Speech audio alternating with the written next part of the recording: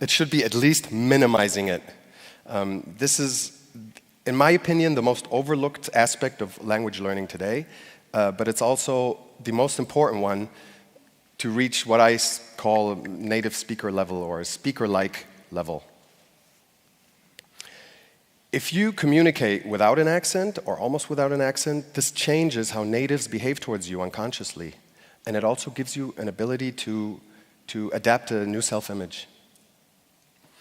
The best way that I have found, the best exercise I have found to improve your pronunciation is what I call the perfect sentence technique. What you do is you find a native speaker to help you, and you take a book in the foreign language, you open it at a random page, and you read the first sentence. Then you ask the native speaker to rate you on obvious accent, slight accent, no accent. Then the native speaker will read this sentence back to you. You have to listen carefully, and then you repeat. And you repeat this process over and over until the native speaker tells you that he can no longer hear an accent when you read the sentence. Now, I realize it can take a very long time even just to get one sentence right. But I promise you, if you are persistent and if you patiently work on this, you will be amazed what happens to your accent. The second area to focus on is using verbs and expressions that locals use. Now, we all know the situation that vocabulary can be region-specific. Like in the US, you stand in line, in the UK, you queue. That's all good, but sometimes the spoken word is so different, the speech is so different from what you get in textbooks, that the books are almost useless if you want to converse with natives. I want to give you an example. In the French language, there are words like le travail, which is my work. A French person talking to his friend would probably say mon boulot, which is a completely different word. The same for the clothes, les vêtements, but you will hear les fringues. Or money is l'argent, but people say le fric, les sous, or many other expressions for this.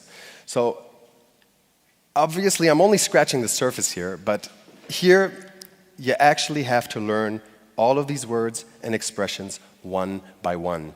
And of course, you have to interact with natives to do that.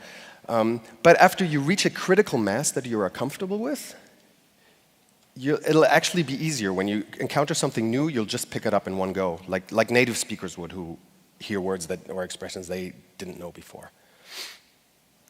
The third area to work on is adopting cultural traits. What do I mean by that?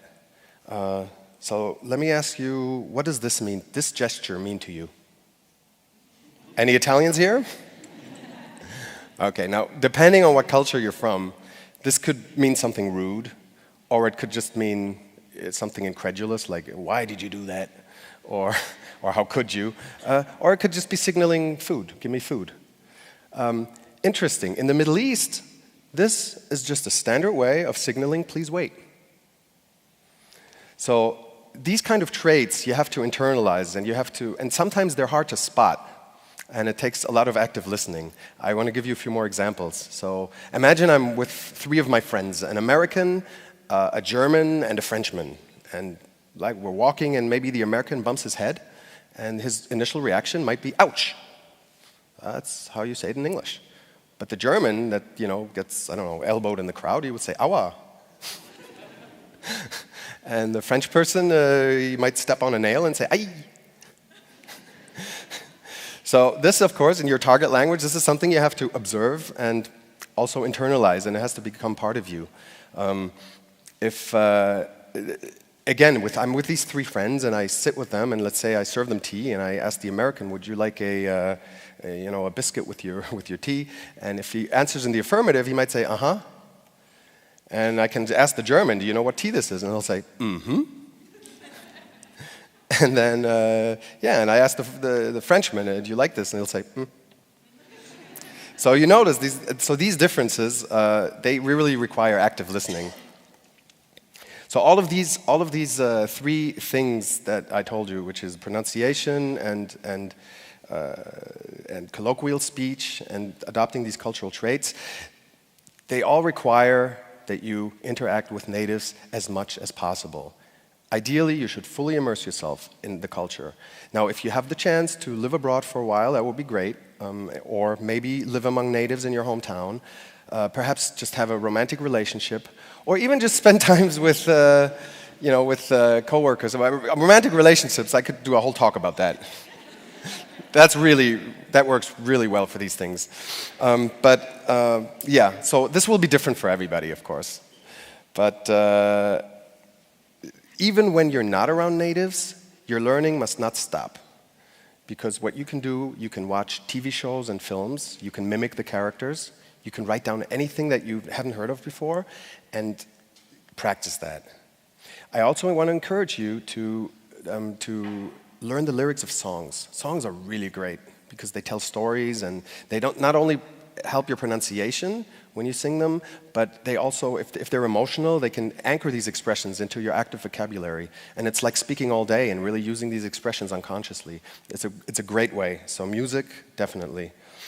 The other thing you need to move towards native speaker status is the right mindset and a belief that if you sound like a native, express yourself like a native, talk like a native, and act like a native, you will actually achieve a native-like level. So, if I could only leave you with one thing today, it would be work on your pronunciation, because pronunciation helps any stage of the learning process, even in the very beginning. It will speed up everything, and it also is the key to reaching a native speaker level, or almost native speaker status. So before I go, I'd like to tell you how I was able to overcome my fear of the Russian language. It was a very, very elegant solution. I married a Russian girl, and I now have little kids in my home that speak Russian to me every day. So I want to thank you, and before I go, I just want to wish you mucho éxito con sus estudios de idiomas. C'est un plaisir de présenter devant vous aujourd'hui. אני מאחל לכם הרבה הצלחה עם הלימודים. הדנק וזרזך ציגהרת. Good luck to you all and spasiba.